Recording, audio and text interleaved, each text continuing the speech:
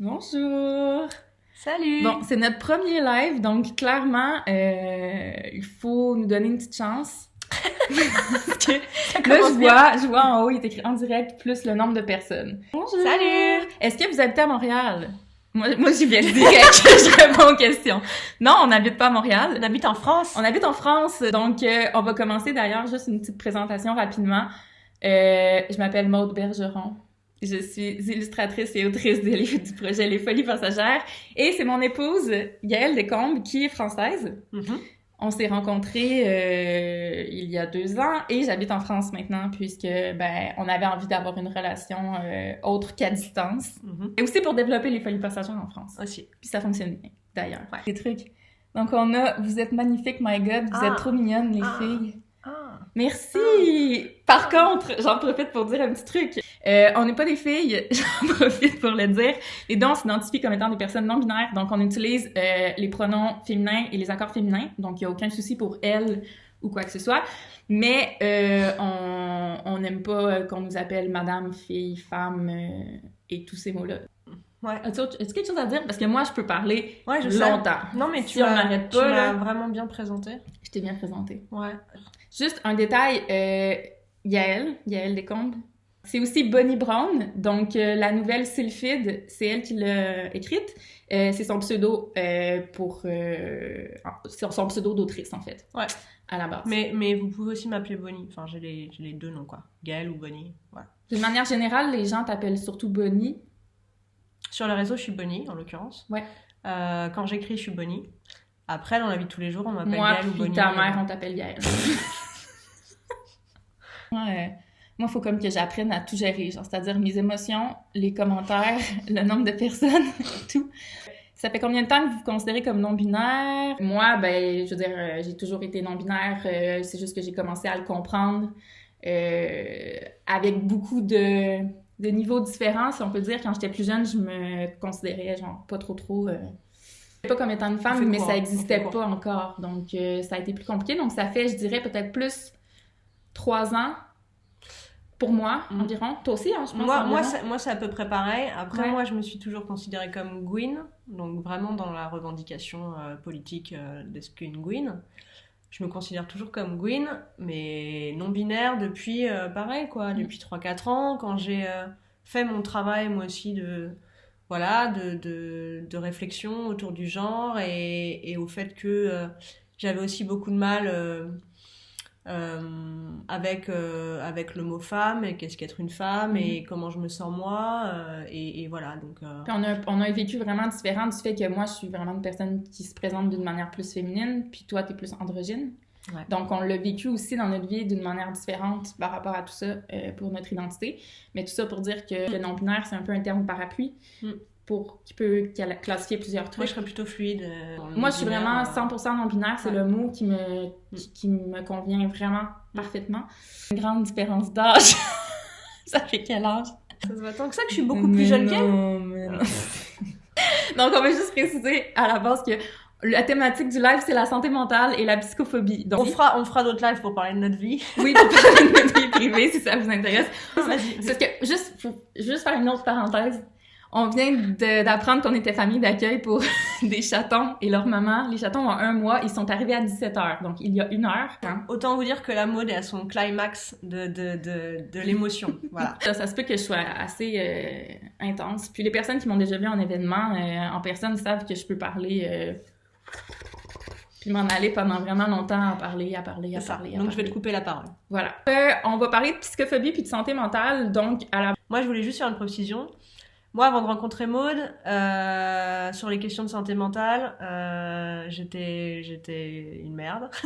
Exagère quand même. Non, mais ce que je veux dire, t'étais juste moins déconstruite. J'étais moins déconstruite et surtout, j'avais une vision franco-française, c'est-à-dire avec beaucoup de tard. J'avais beaucoup de lacunes sur ces questions-là. Je continue à me déconstruire parce que je fais encore beaucoup de psychophobie sans me rendre compte. Oui, c'est qu'on a réalisé, en fait, moi, en rentrant dans le milieu militant français, puis en voyant un peu tout ça, j'ai réalisé que il y a quand même une grosse différence entre le milieu militant français et québécois pour la psychophobie. On a une déconstruction qui est vraiment plus avancée au Québec. Même au niveau des professionnels de la santé au Québec, sont vraiment plus déconstruits, il y a moins de préjugés. Moi, ici, des fois, il y a des trucs que je vois, j'entends et tout, par des médecins généralistes, médecins de famille, ou psychologues, psychiatres, ils disent des trucs, ils utilisent des termes qui sont proscrits au Québec parce qu'on les utilise plus depuis vraiment longtemps. Il y a des confusions entre certains diagnostics. Les troubles de personnalité ici en France sont stigmatisés comme à un niveau supérieur, comme si c'était même pas des troubles de santé mentale. Tu peux définir juste la psychophobie, du coup? Ouais, exactement. Ah oui. Donc, la psychophobie, à la base, c'est l'ensemble des oppressions systémiques, des injustices, préjugés et tout que les personnes touchées par des troubles de santé mentale vivent au quotidien. Donc, ça englobe vraiment beaucoup de choses, surtout qu'on est dans une société qui est complètement psychophobe. Les troubles de santé mentaux sont complètement invalidés, les personnes sont invalidées complètement, puis les mots sont utilisés tellement au quotidien puis banalisés que ça fait qu'on perd un peu la notion de tout ça, puis on stigmatise vraiment beaucoup les personnes en les associant à des comportements précis ou quoi que ce soit. Donc, ça fait qu'au final, ça devient plus difficile aussi pour les personnes concernées qui ont des troubles de santé mentale d'en parler, d'aller chercher de l'aide. Ils sont plus isolés de leur côté et tout. Donc, on aimerait parler du fait que dernièrement, j'ai fait des stories sur certains mots, la signification, l'utilisation des mots fou, folle, dingue, taré, il y en a plein. Débile. Plusieurs mots comme ça. Aussi, pourquoi le projet s'appelle Les Folies Passagères. Ça, tu peux expliquer les Folies Passagères. Il faut pas utiliser les mots comme fou, folle, débile, taré, dingue, schizo, anorexique, toc. Bref, tout ce qui est diagnostic et tout ce qui est mot qui est directement lié aux troubles de santé mentale.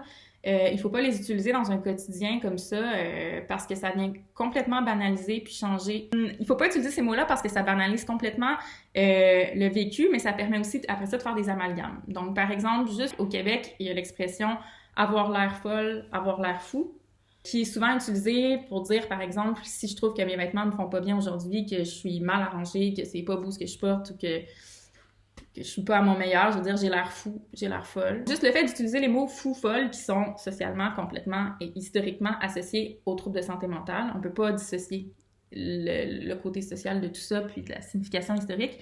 Le fait d'associer ça à des émotions puis des sentiments du genre être laid, avoir l'air bizarre, avoir des vêtements pas beaux ou être moins bien arrangé dans une journée, ça vient comme faire un lien inconscient, même si c'est inconscient, puis même si on n'a pas la volonté de faire le lien, ça vient quand même entretenir un lien dans la tête de tout le monde que les personnes qui ont des troubles de santé mentale, les fous, folles, ils s'habillent mal, ils sont bizarres, plein de trucs comme ça. On vient comme sortir le mot du contexte, puis on associe aux personnes qui ont des troubles de santé mentale tout les caractéristiques ce qu'on voulait dire dans notre phrase. Dernièrement, avec l'histoire du coronavirus, on parle de psychose. La psychose, on l'a entendu à longueur de médias, quoi. C'est-à-dire que, on pouvait regarder n'importe quelle chaîne info, n'importe quel article de journal, il y avait le mot psychose quelque part placé dans un article, quoi. Donc, en fait, ce que ça disait, c'est que le fait que les gens aient des grosses réactions par rapport au coronavirus et tout ça, qu'on en parle beaucoup, puis on vivait comme une psychose collective. Alors Sauf que dans les faits... Une psychose, c'est pas ça. Une psychose, c'est pas ça du tout. C'est vraiment un vrai trouble de santé mentale. Quelqu'un qui vit une psychose, ça a rien à voir, mais absolument rien à voir avec ce qui se passe dans la société actuellement par rapport au coronavirus. C'est incomparable, puis on peut pas utiliser justement des mots comme ça par rapport à la santé mentale hors contexte parce qu'on vient associer tout ça.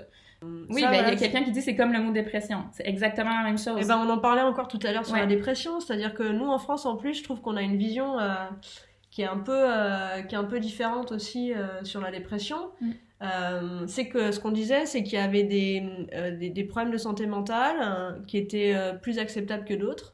Et je trouve qu'en France, en plus, on a cette facilité à minimiser la dépression. C'est-à-dire tous les en troubles France, dépressifs. en France, tout ce qui est trouble anxieux, c'est-à-dire l'anxiété puis la dépression, on dirait que les gens veulent faire comme si c'était pas un trouble de santé mentale parce qu'il y a tellement de stigmatisation par rapport aux troubles de santé mentale qu'on veut se dissocier des personnes qui ont des troubles de santé mentale. C'est les personnes dangereuses, donc on va associer à ça la schizophrénie, les psychopathes, les personnes qui ont des troubles de personnalité, les personnes qui ont des troubles bipolaires, puis les personnes qui ont dépression et anxiété, c'est comme si eux, c'était moins pire, ils étaient plus acceptables. Donc, il y a comme une espèce de volonté générale et sociale de dissocier certains diagnostics avec d'autres. Et de même de l'emploi des mots, c'est-à-dire qu'on va facilement dire à quelqu'un qui on va trouver un petit peu mal ou en déprime, on va lui dire arrête, t'es en dépression, enfin, des choses qu'on va banaliser. Et de même pour les phobies, on en parlait aussi tout à l'heure. Les phobies, les TOC. Sur les TOC et les phobies. Troubles obsessionnels compulsifs, il y a eu, surtout depuis quelques années, il y a comme eu une espèce de sortie avec cette expression-là de TOC. Les gens disaient « Ah ouais, moi, j'aime vraiment ça faire le ménage, je suis super intense avec le ménage, j'ai des TOC, c'est un TOC. » Mais c'est pas ça. Quelqu'un qui est stressé puis qui dit que c'est de l'anxiété, il y a une différence entre le stress puis l'anxiété aussi, c'est la même chose. Et il y a des phobies qu'on banalise. Exactement. Notamment les phobies sur des insectes ou sur des animaux ou sur des choses. Donc on va forcer les gens à avoir des contacts avec eux, on va leur dire mais arrête un peu, t'en fais des tonnes, etc. etc. Et on va banaliser des phobies, c'est-à-dire on a une espèce de catégorisation, d'échelle, de graduation par rapport à la dangerosité. Exactement. Mais on s'entend perçu par rapport aux préjugés. C'est pas ces personnes-là qui vont commettre des crimes, c'est les victimes principales. Déjà, toutes les personnes qui ont des troubles de santé mentale, souvent, sont plus vulnérables à être victimes de plusieurs de violences. La stigmatisation puis la psychophobie est tellement forte dans la société que quand tu souffres d'un trouble de santé mentale, tu te dévalorises plus facilement, t'es plus isolé parce que t'as moins d'aide et tout. Donc, t'as moins une bonne estime de toi, souvent aussi par rapport à plein de choses, t'as moins de ressources. Donc, c'est plus facile pour des personnes plus mal intentionnées. Ouais, j'ai soif.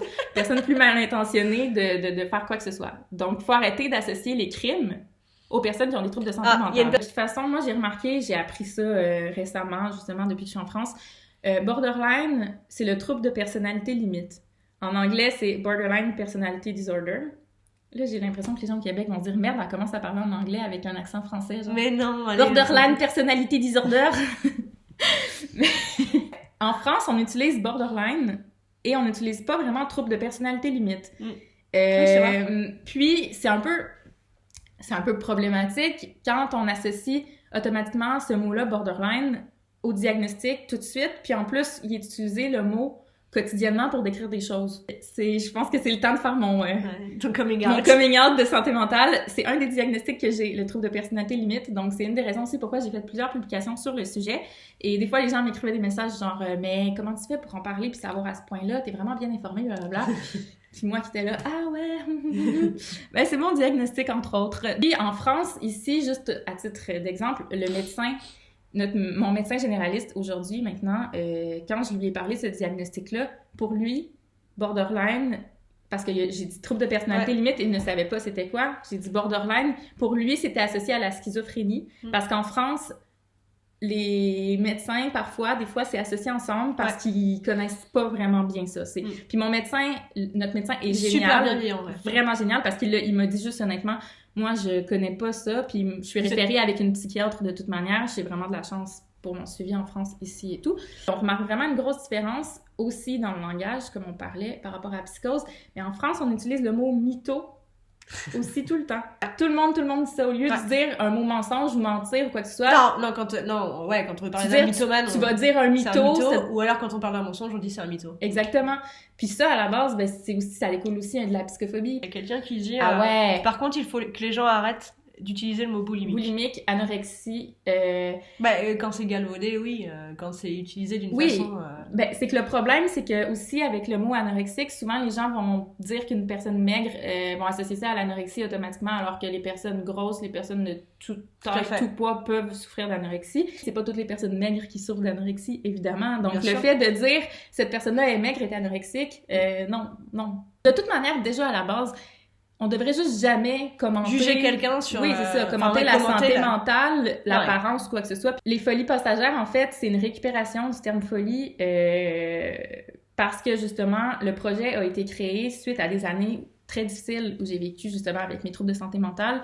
Et c'était pour moi, en fait, un peu les folies passagères parce qu'en fait, les troubles de santé mentale ils sont pas passagers, mes troubles de santé mentale. Et c'était comme une forme de réappropriation pour enlever la connotation négative qu'on a toujours associée à moi avec la folie folle ou blablabla et tout, en le transformant en un projet où je pouvais m'exprimer librement puis faire de la sensibilisation sur la santé mentale aussi. Donc, c'est un peu le même principe qu'avec le mot Gwyn, par exemple. Oui. Donc, les deux, on s'identifie comme étant Gwyn, puis c'est des insultes à la base. Les personnes concernées peuvent le récupérer pour s'identifier ainsi. C'est une manière c'est comme de l'empouvoirment. De l'empouvoirment. Empouvoirment. Ouais, j'ai appris aujourd'hui qu'en français, on disait empouvoirment, le mot que j'avais jamais utilisé. Donc, c'est le même principe un peu. Donc, folie aussi, je tiens à dire, il y a une différence entre folie et folle. J'aurais jamais utilisé folle. Parce que folle fait référence directement à une personne, tandis que folie, on parle d'un univers. Donc, je dis pas qu'il faut tout le temps l'utiliser parce que folie, honnêtement, je pense que je vois 90% des utilisations qui sont psychophobes avec le mot folie. Donc, si vous n'êtes pas concerné, si vous n'avez pas un trouble de santé mentale, déjà, n'utilisez pas ces mots-là. Oui, comme gros, grosse, attends, non, ben non. Oui, mais non. C'est que je voulais dire oui par rapport à autiste. Oui. Autiste, justement, c'est une neurodivergence. Ah, mais autiste, c'est pas un trouble de santé mentale. Mais c'est utilisé aussi dans le langage courant français. Mais ce français. mot-là est complètement... Ouais. Quand on parle de quelqu'un qui parle pas beaucoup, qui est assez taciturne, on va dire tout de suite, c'est un autiste, tu vois. Et nous, dans le langage français, c'est encore utilisé. Ou c'est mon petit côté autiste. De pas parler, de pas s'ouvrir et tout, on va dire que c'est le côté autiste. Le modèle général qui est présenté comme les personnes autistes, c'est toujours des hommes blancs, qui parlent pas beaucoup, qui sont un peu plus dans leur monde. Oui, qui sont dans leur monde, oui. Alors qu'il y a plein de formes d'autisme. Oui, d'ailleurs, le compte T'as pas l'air autiste est vraiment très, très, très bien. Ouais, suivez le compte T'as pas l'air autiste, qui est vraiment hyper bien là-dessus. Gros, grosse, c'est pas une insulte. Mince, c'est pas une insulte. Donc, gros, grosse, c'est juste un qualificatif qui est pareil comme mince, maigre. Donc, les personnes grosses, si elles disent qu'elles sont grosses, c'est juste parce que c'est la réalité, c'est pas une insulte. Donc, quand nous, on utilise le mot gros, grosse pour parler des gens, c'est juste parce que c'est vraiment ça. Le problème, c'est justement qu'on associe ça à quelque chose de négatif à cause de la grossophobie. Donc, se réapproprier le mot gros, grosse, bien sûr, oui. Ah oui, ça, se réapproprier le mot gros, grosse, c'est merveilleux, c'est parfait. C'est justement, c'est ce que les personnes grosses font en général. Toutes les personnes qui sont dans le militantisme anti-grossophobie, il faut arrêter avec le surpoids, avec l'embonpoint et toutes ces conneries. On arrête d'utiliser le mot surpoids et embonpoint. Ce que ça veut dire, en gros, c'est que... Il y a une norme. Il y a une norme, puis toi, t'es par-dessus la norme, puis que c'est pas bien d'être par-dessus la norme. Donc, surpoids. Non, t'as pas un poids, t'as un surpoids. Ouais, c'est ça. Non, on arrête. Ouais. Donc, gros, grosse, OK. Tout le monde est dans un processus différent par rapport à ça. Donc, si toi, t'es une personne grosse, puis que t'es pas à l'aise avec le mot, ben ça veut pas dire pour autant qu'il faut que tu te mettes à l'utiliser partout. Les personnes grosses sont belles. Point. Final. On fera un live sur la grossophobie. Merci. Bonsoir. OK, alors, les termes liés à la dépendance, genre crackhead, alcoolique, coquet, complètement. Mais complètement. Il faut arrêter d'utiliser ces mots-là aussi. Ça, c'est la même chose. Ça fait partie des troubles de santé mentale, tout ce qui est troubles de consommation. Donc, il faut arrêter de dire, mettons, une personne qui boit d'alcool un petit peu trop en soirée est alcoolique, quoi que ce soit, genre, non. Parce que, en plus, souvent, quand on utilise le mot alcoolique pour décrire quelqu'un comme ça, c'est des personnes qui ont des comportements qui nous dérangent. Donc, quelqu'un, mettons, qui va avoir trop bu un soir, puis qui est désagréable, on va la traiter d'alcoolo. En gros, ce que tu es en train de dire, c'est que toutes les personnes alcooliques sont désagréables, puis c'est vraiment juste de la stigmatisation, surtout que les personnes qui ont des troubles de consommation. Faut arrêter de penser là-dedans que la notion de choix est entièrement là. Je veux dire, tu peux avoir un trouble de consommation puis être vraiment pris dans ça, c'est compliqué, c'est vraiment un trouble. Donc, on peut pas juste comme faire... J'arrête de consommer, c'est fini, wouhou, genre la vie est belle. Puis, est-ce que vouloir aider, traiter une personne souffrant d'obésité qui cause des problèmes de santé est considéré comme grossophobe? Ça, c'est très intéressant comme question. C'est considéré comme grossophobe. Mais c'est considéré comme grossophobe. Mais c'est intéressant comme question parce que il y a beaucoup de personnes, effectivement, qui sont dans cette réflexion-là. Et moi-même, je l'ai été. Donc, je comprends tout à fait ta question parce que moi-même, quand j'ai rencontré Maud ou même avant, dans mes rencontres, j'ai pu avoir aussi ce genre de pensée et de réflexion, de me dire mais oui, mais en même temps, c'est pour sa santé.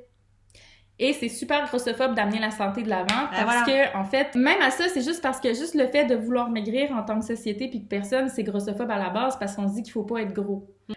Si on voit une personne mince dans la rue, qui est en train de manger un cornet de crème glacée, on va pas se dire « Oh mon Dieu, sa santé! Oh! » Alors que si c'est une personne grosse qui mange un cornet de crème glacée, « Oh, sa santé! » Comme on associe des trucs aux personnes grosses à cause des préjugés grossophobes. Sur le fait qu'on va blâmer une personne grosse qui mange un cornet de glace et pas une personne mince. Voilà, on pouvait dire les personnes minces peuvent être en très mauvaise santé, tandis qu'une personne grosse peut être en très bonne santé. Donc, toutes les histoires de médicaliser le poids de quelqu'un, c'est hyper problématique. Ça amène à des erreurs médicales parce que les médecins vont dire que si la personne a tel ou tel problème, telle ou telle douleur, c'est parce qu'elle est grosse qu'il faut qu'elle perde du poids, alors que dans les faits, il y a sûrement une raison autre. C'est arrivé très très souvent, des erreurs médicales. Bref, donc pour la grossophobie, il faut vraiment faire un live sur ça parce que c'est... On fera un live à part parce qu'il y a tellement de choses à dire sur la Il faut pas commenter le poids des gens. Point. Les pertes de poids, on commente ni les prises de poids, ni les pertes de poids. Commente rien, mais tu te mêles de ta propre vie personnelle, tu laisses les autres vivre leur vie. Mentale. Point, final. Je sais que moi, en sondage, j'ai eu vraiment beaucoup de personnes dernièrement qui m'ont écrit pour me dire que le confinement était difficile sur la santé mentale, le retour au travail aussi pour certaines personnes. Puis, il y a aussi toute la dimension des personnes qui vivent des phobies, l'anxiété sociale. Ouais. Du fait en ce moment d'être isolé, puis après ça, de devoir sortir par rapport au confinement et tout. Donc, il y a comme vraiment une manière particulière de gérer puis de vivre avec tout ça en ce moment. Il y a eu vraiment deux cas de figure très distincts. Il y a eu ceux et celles, du coup, ont pu développer aussi des problèmes de santé mentale ou en tout cas d'être chez soi seul et d'être confiné. Et à la fois, donc il y a le deuxième cas de figure dont Maud parlait, c'est-à-dire les personnes qui souffraient d'anxiété, d'agoraphobie ou de ce genre de problèmes dont moi en l'occurrence j'étais très contente d'être confinée parce que je supporte pas beaucoup de choses à l'extérieur. Pour moi c'est beaucoup plus rassurant puis évident d'être confinée à la maison. Et donc ces personnes-là qui elles se sont senties bien mieux en fait de ne pas avoir à prendre les transports pour aller au travail, de ne pas devoir avoir un rôle social en étant au travail avec des collègues, voilà. Et donc ces personnes se sont senties beaucoup mieux en travaillant chez soi, en fait, qu'en travaillant à l'extérieur. Et donc il y a eu un peu ces deux cas de figure. Et ça, c'est quelque chose que les employeurs doivent aussi prendre en considération, quoi. C'est-à-dire qu'il y a aussi des personnes, et on parle de télétravail, ça, c'est des débats qu'il y a en ce moment dans l'actualité, mais c'est aussi des choses que les employeurs devraient prendre en considération, c'est-à-dire qu'aussi on peut travailler de chez soi pour les personnes qui ont la possibilité de le faire aussi. Parce qu'il y a différents niveaux de privilèges par rapport à la situation. Effectivement, c'est une question de privilège. Aussi beaucoup, le problème, c'est aussi qu'il y a justement la psychophobie ressort vraiment beaucoup dernièrement parce que d'un côté, on a les gens qui vont juger les personnes qui vivent du stress à l'idée de sortir. Ouais. Il y a comme plein de formes de jugement, surtout tout le monde est dans la situation où on n'a jamais vécu ça, une pandémie comme ça mondiale. Donc, tout le monde est comme en train d'essayer de s'adapter puis de comprendre. Il y a plein de personnes qui ont plus accès aux soins avec des psychologues ou quoi que ce soit. Personnes qui ont suspendu leur traitement. Exactement. Il y a des personnes qui avaient plus accès à un psychiatre ou un psychologue. Donc, ça fait vraiment comme plein de situations différentes pour tout le monde. Justement, ce qu'il faut arrêter, c'est les généralités sur un peu tout le monde. Parce qu'il n'y a pas une seule manière de vivre avec tout ça. Comment vous réagissez quand vous entendez des propos psychophobes, quand ce sont des proches qui les font? Comment vous les reprenez sans que ça vienne à une conversation? Je crois que c'est bien d'en parler aussi par rapport au confinement parce qu'il y a des personnes qui sont confinées avec des proches puis c'est pas toujours facile.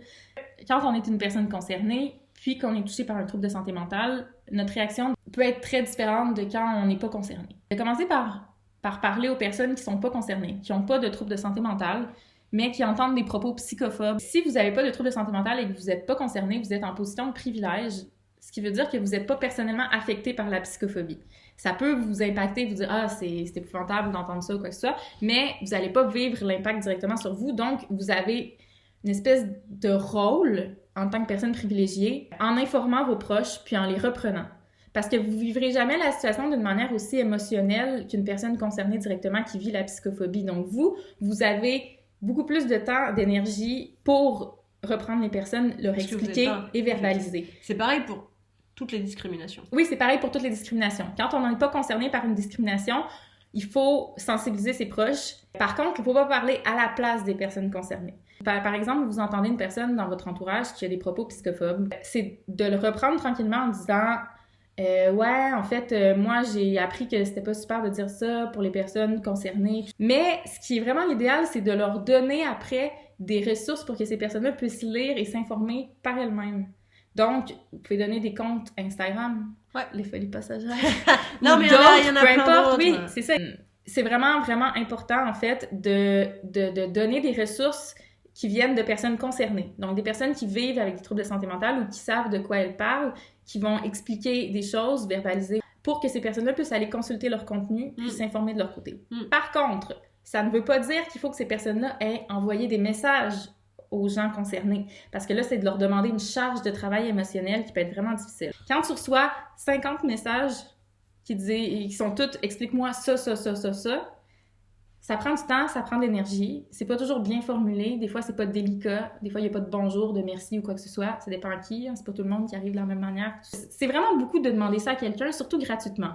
Alors, non, on n'est pas toutes et tous un petit peu touchés par des troubles de santé mentale. Non, on n'est pas toutes un petit peu dépressives. Non. L'espèce d'argumentation de « oui, mais tout le monde est un petit peu nanana », c'est pas vrai. Parce que les personnes qui disent ça, c'est toujours les personnes qui sont privilégiées et qui ne sont pas concernées. Ouais. Donc, elles savent pas de quoi elles parlent, puis elles invalident complètement. C'est pour invalider la...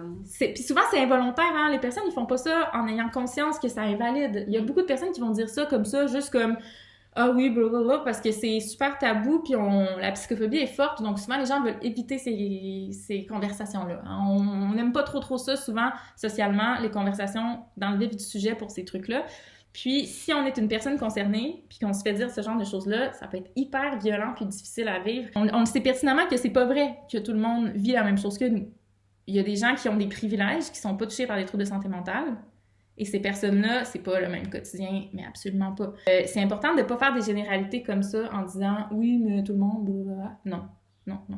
Quand t'en as pas de troubles de santé mentale, tu commences par t'informer, par écouter, par lire des personnes qui sont concernées et qui en parlent, parce que tu pourras jamais, mais jamais avoir un discours qui est représentatif de ce que c'est la réalité, même si tu as une personne que tu connais qui a un trouble de santé mentale, tu peux pas parler à la place de ces personnes-là. Ah, c'est grave quand on sait que c'est ma thérapeute qui me dit ça. Oui, effectivement, c'est un peu grave. Ah oui, c'est grave. Lui dire... Oui, parce que, je veux dire, tout le monde étudie dans un système qui est psychophobe, donc à l'école, je sais que par rapport aux troubles de personnalité limite, moi, ça m'est déjà arrivé par des professionnels de la santé psychiatres de me faire dire que mon identité, le fait que j'étais non-binaire, c'était à cause de mon diagnostic, parce que j'étais juste mélangée, puis que j'avais pas d'identité vraiment, puis que je savais pas qui j'étais, puis blablabla et tout. Donc ça, c'est vraiment des préjugés par rapport à des diagnostics, mais ces personnes-là les apprennent à l'école, ces préjugés-là. Oui, c'est pas juste en psychiatrie. Non, c'est partout. Enfin, tous les professionnels de santé, en l'occurrence, en gynécologie, c'est pareil. On sait très bien que, voilà... en médecine générale. En médecine générale, envers les personnes grosses, il y a beaucoup de grossophobie. Donc voilà, après, c'est le système de santé, ils sont malheureusement formés en fac de médecine de cette façon-là. Ouais. Après, dans les études dans les spécialités, c'est pareil. Donc si les personnes d'elles-mêmes, effectivement, vont pas aller se renseigner un peu plus et vont pas aller creuser de ce côté-là, on va se retrouver avec des praticiennes qui vont reproduire, en fait, les discriminations. Parce que c'est déjà ça, de toute manière, c'est que tout le monde, dans toutes les sphères de la société, tout ce qui concerne psychophobie, grossophobie, racisme, etc., capacitisme, quoi que ce soit, toutes les oppressions, elles vont se répercuter dans toutes les sphères de la société, donc dans tous les métiers. Ça va aussi être dans la manière qu'on enseigne. C'est comme ça par rapport à la psychophobie puis au capacitisme à l'école. Le système scolaire, comme on le connaît en France puis au Québec, est psychophobe et capacitiste parce qu'il ne prend pas du tout en considération les personnes qui ne sont pas dans la norme, c'est-à-dire les personnes qui ont des troubles de santé mentale ou des neurodivergences, des TSA, des troubles d'apprentissage ou quoi que ce soit.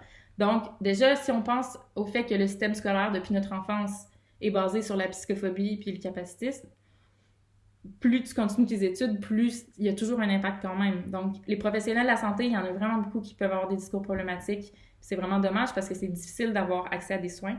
Donc, si en plus, il faut que tu choisisses, que tu magasines, que tu fasses des recherches pour trouver la personne qui est correcte, c'est compliqué. Encore plus difficile. C'est hyper compliqué de trouver un bon praticien, une bonne praticienne. d'une façon générale, dans tous les domaines, d'être en confiance avec, voilà, d'avoir un bon rapport avec. Moi, je sais que j'ai mis des années avant de trouver un bon médecin généraliste. Les gynécos, j'ai vite abandonné. Je vois maintenant une sage-femme parce que les gynécos, c'était un calvaire sans nom. Et pour les psys, c'est du même acabit. En l'occurrence, si le lien de confiance il se fait pas tout de suite, c'est mort quoi. Et c'est très très très difficile. Et ça, je comprends que tout le monde ait eu ce process qui est vraiment complexe de trouver un bon psy ou une bonne psy. Il faut y avoir accès, puis c'est pas tout le monde qui a accès. Oui. C'est ça le problème. Oui. Alors déjà, c'est d'autant plus difficile de trouver un bon psy, une bonne psy pour ces raisons-là en l'occurrence, parce qu'on n'y a pas forcément accès. Parce que y a des listes d'attente en France qui sont incroyables. Alors, au Québec, c'est la même chose. C'est-à-dire pour que ça soit pris en charge, pour qu'on n'ait pas à payer un psychologue. C'est des listes d'attente qui vont jusqu'à 2 ans, quoi. Donc, et encore, je suis gentille. Ça veut pas dire qu'il faut pas aller chercher de l'aide. Je veux dire, moi, personnellement, j'ai vécu différentes expériences, des expériences plus difficiles avec des professionnels de la santé que ça fonctionnait pas. Mais j'ai aussi vécu des expériences vraiment positives avec des psychologues super. Ça peut être difficile, ça peut être long, mais il faut quand même pas oublier que c'est possible de trouver des professionnels de la santé qui sont corrects. Puis aussi, c'est possible de leur parler. Moi, j'ai eu une psychologue elle était bienveillante, elle était pas très, très informée sur ce que c'était être non-binaire. Donc, je lui ai expliqué, en fait, que je voulais juste qu'elle pouvait utiliser elle pour parler de moi, mais que sinon, je voulais qu'elle m'appelle Maude et non pas Madame Bergeron. Donc, je crois qu'il y a moyen de leur parler aussi. C'est d'ouvrir une discussion. Si jamais vous vous sentez pas du tout en sécurité par rapport à quoi que ce soit, par contre, là, c'est autre chose. Mais par exemple, par rapport aux profs envers les jeunes... ça arrive souvent aussi. Ouais, c'est hyper fréquent. Je viens de l'éducation nationale, donc j'ai un peu de recul là-dessus. Ça arrive très souvent qu'il y ait des enseignants, effectivement, pour rabaisser des élèves et recours à des réflexions psychophobes. Voilà, ça arrive très souvent.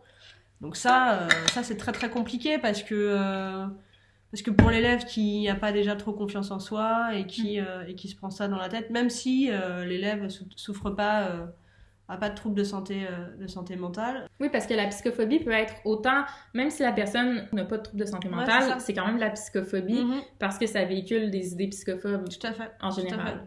Le problème, c'est dès qu'il y a une forme de jugement sur les capacités de quelqu'un, que ce soit des capacités intellectuelles ou quoi que ce soit, là, on tombe dans une forme de capacitisme, validisme / psychophobie. Donc, pour en finir avec les élèves et les profs, quand vous avez un collègue qui se comporte de cette façon, en l'occurrence, toi, si t'es prof et que t'as un collègue qui se comporte de cette façon, je pense que si ça devient à tes oreilles, parce que t'as les mêmes élèves et que tu l'entends dire ou quoi, je pense qu'il faut intervenir auprès du prof en question. Mais je pense que l'idéal, c'est d'essayer de voir déjà, de tenter le terrain, voir si la direction est plus haut placée, ils sont sensibilisés sur ça, si ça les préoccupe. Si ça les préoccupe pas du tout, bon, ça devient un peu plus compliqué parce que la sensibilisation, il faut la faire directement. Mais après ça, je crois que c'est vraiment important d'essayer de convaincre pour que dans les milieux professionnels, il y ait de la formation, même de faire venir des intervenantes. Oui, bien sûr. Sur place. Sur ces questions-là. Autant pour les profs que pour les jeunes. Oui, bien sûr. On vient juste pour vous dire merci de nous avoir suivis. L'idée, c'est qu'on refasse des lives tous les lundis. N'hésitez pas à continuer à nous envoyer vos suggestions de live. On a bien compris qu'il fallait qu'on refasse un live sur la psychophobie parce que vous avez encore plein de questions. On a bien compris qu'il fallait qu'on fasse un live sur la grossophobie, sur les troubles de personnalité limite, parce qu'on a eu plein de demandes là-dessus. De toute manière, on veut aussi faire des lives sur plein de sujets. On a envie de faire des lives sur plein de sujets, donc vous inquiétez pas, je pense qu'il y a plein de sujets qui seront abordés. Merci de nous avoir suivis, on vous aime. Je veux bien que vous envoyiez des messages en disant s'il te plaît Maud, laisse parole à Bonnie, s'il te plaît, laisse-la parler parce qu'elle dit des trucs hyper intéressants aussi.